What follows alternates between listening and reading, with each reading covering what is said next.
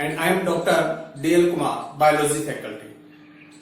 आज हम lesson number जो 8 अपने चल रहा है 11th क्लास में, जिसका नाम है कोशिका, उसका नेक्स्ट टॉपिक आधुनिक कोशिका सिद्धांत और उसके अपवाद बात करेंगे। इससे पहले की वीडियो में हमने कोशिका सिद्धांत की बात की थी और आज हम बात करेंगे आधुनिक कोशिका सिद्धांत और उसके अपवाद। देखिए, अपने को पता है कोशिका सिद्धांत का प्रतिपादन, कोशिका सिद्धांत का प्रतिपादन किसने किया था? मैथियास जेकब स्लाइडेन व थियोडोर स्वान ने कोशिका सिद्धांत का प्रतिपादन 1839 में किया। इस सिद्धांत में थोड़ा रूपांतरण किया, तो इसमें जो मॉडिफिकेशन है, रूपांतरण, वो किसने किया? रूडोल्फ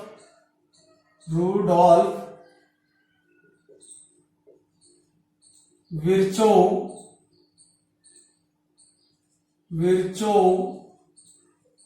ने 1855 में एक हाइपोथेसिस को ऐड किया, जिसमें कहा ओमनियस सेलुला ई सेलुला, एक हाइपोथेसिस दी, यानी पूर्ववर्ती कोशिकाओं से ही नई कोशिकाओं की कोशिका विभाजन क्रिया द्वारा उद्भव होता है। ये रूपांतरण किया। और इन तीनों वैज्ञानिकों, कौन कौन से?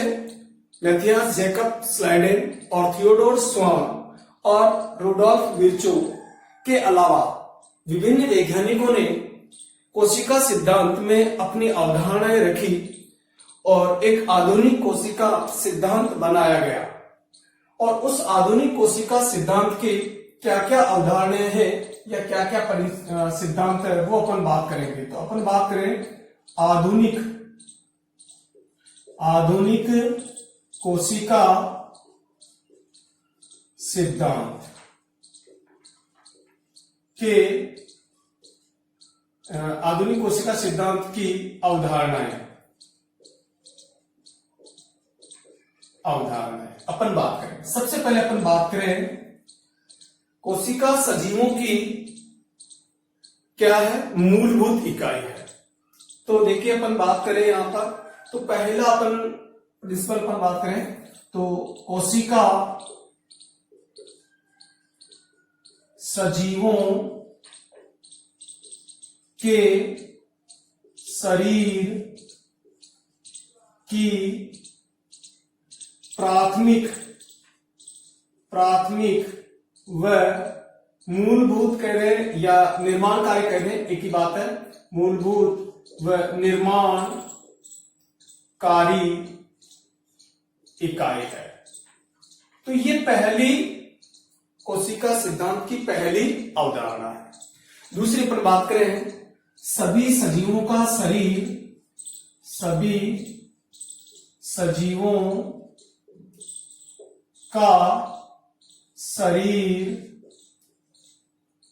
कोशिका व उसके उत्पादों से बना है। सभी सजीवों का शरीर कोशिका हो और उसके उत्पादों से बना है। नेक्स्ट अवधारणा पर बात करें, कोशिका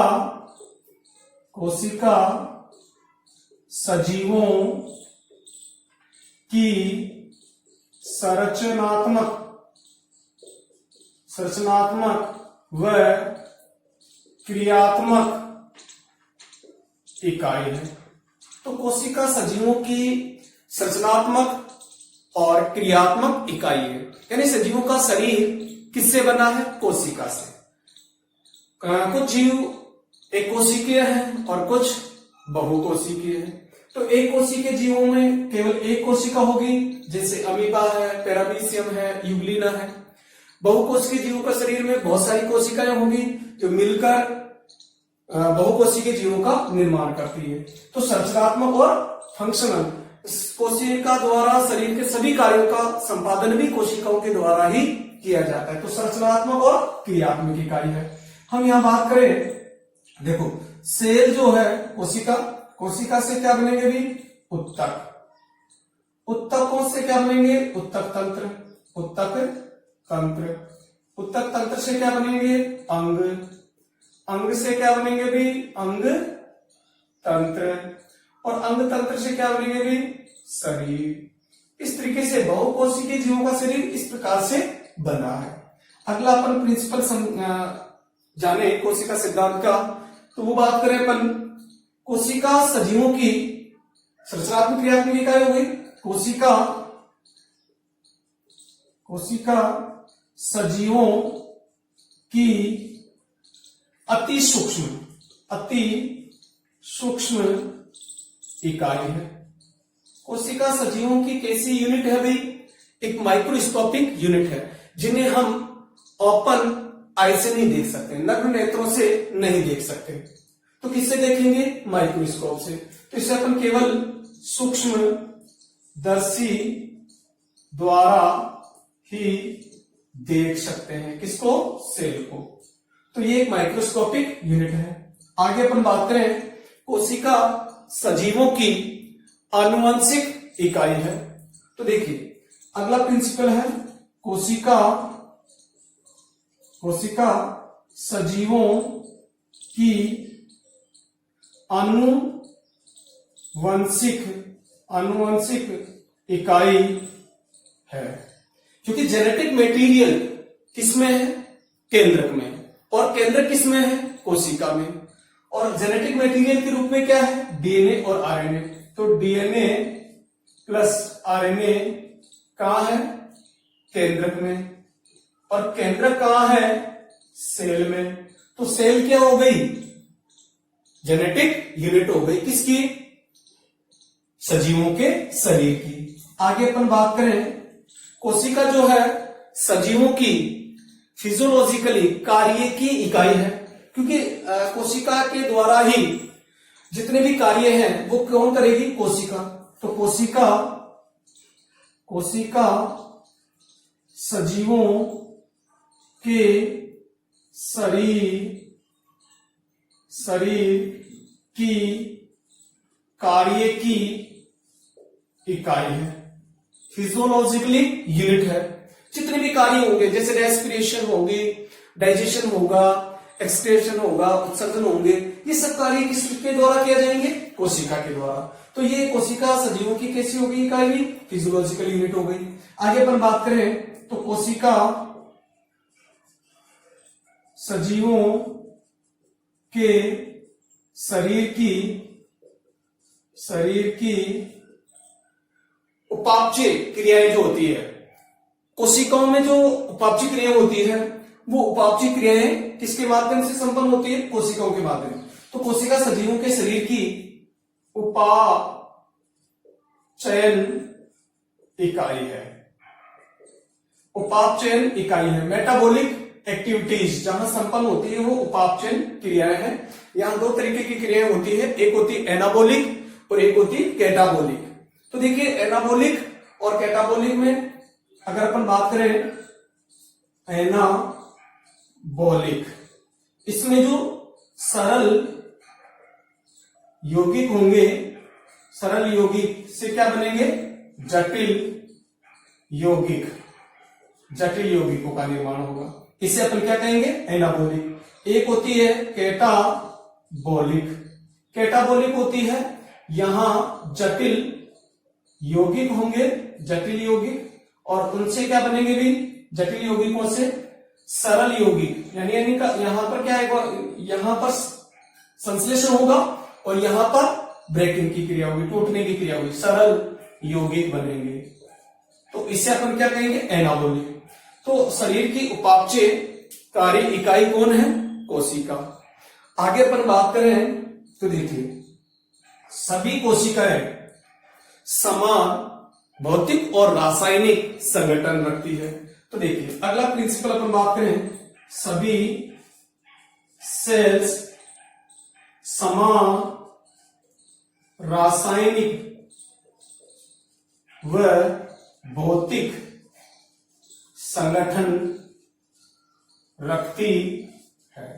तो सभी सेल में समान भौतिक और रासायनिक संगठन होता है, यानी उसका केमिकल कंपोजिशन और जो फिजिकल कंपोजिशन है वो सेम रहता है। आगे अपन बात करें, सेल में देखिए 3 मुख्य कंपोनेंट होते हैं सेल के। तो कोशिका के चारों ओर एक कवर्ड आवरण होता है और उसमें प्रोटोप्लाज्म और न्यूक्लियस उपस्थित होता है। तो देखिए सभी सेल्स में रक्षात्मक आवरण के रूप में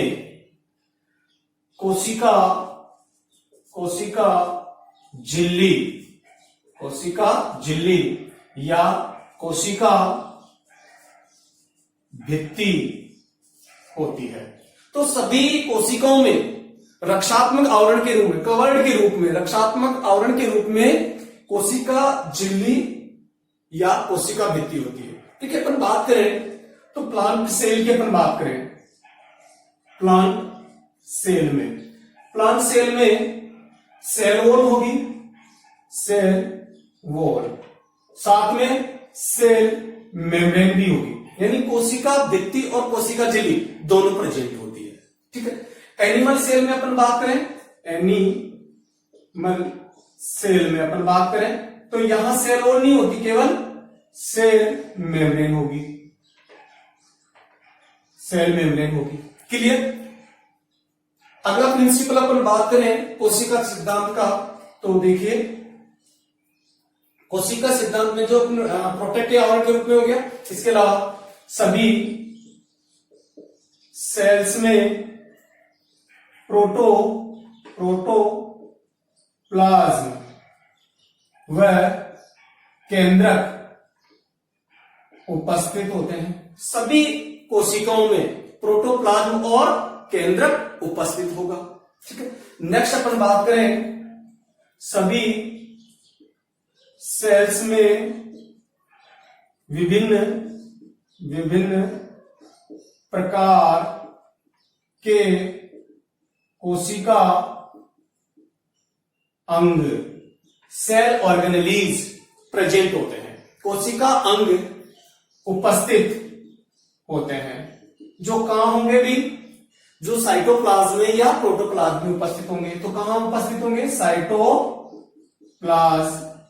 में। ठीक है। तो ये अगला क्या है भी अपना आधुनिक कोशिका सिद्धांत का अगला प्रिंसिपल है। तो अपन ने देखा, देखो कोशिका के द्वारा सारे कार्य, इसके अलावा कोशिका की जो सजीवों की है वो सभी प्रकार की जो स्ट्रक्चरल का है, फंक्शनल का है, जेनेटिकली का है, माइक्रोस्कोपिक का है, तो सारी जो इकाइयों के रूप में वो कौन है? कोशिका। अगला प्रिंसिपल अपन बात करें तो देखो कोशिका अपना स्वतंत्र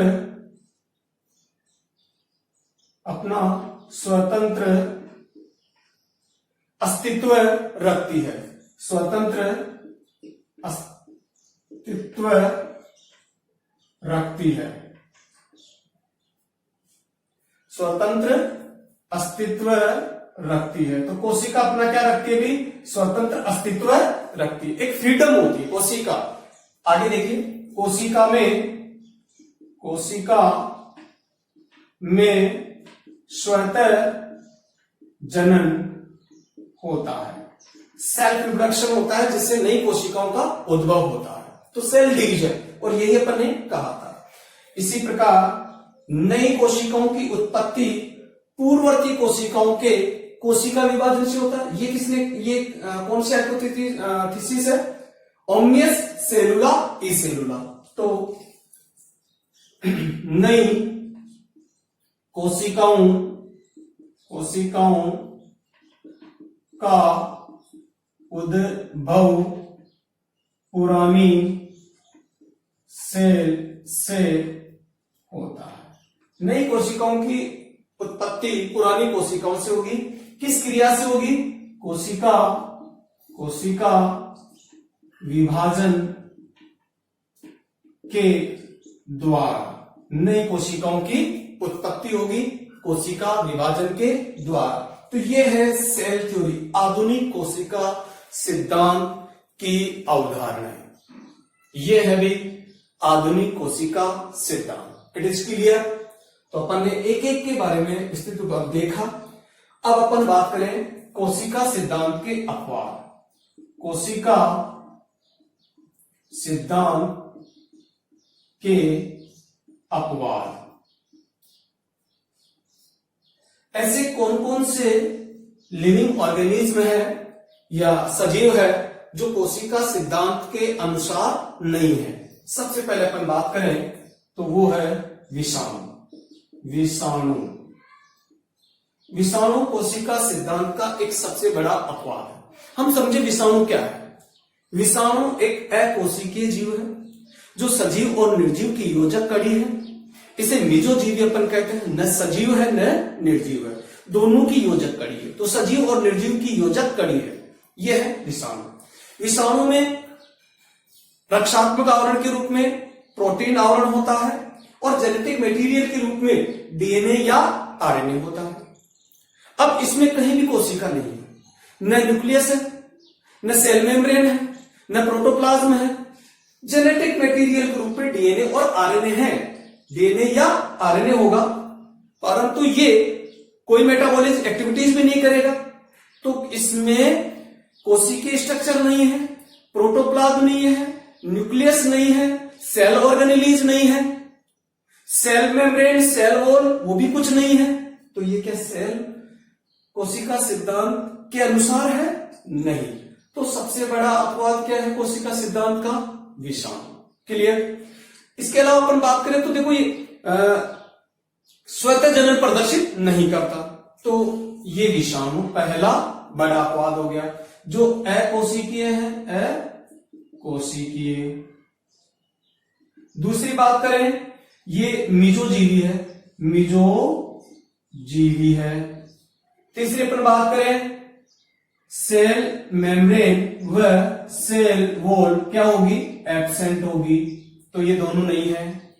प्रोटोप्लाज्म क्या होगा? एब्सेंट होगा। प्रोटोप्लाज्म भी नहीं है। न्यूक्लियस केंद्रक नहीं है। ठीक है।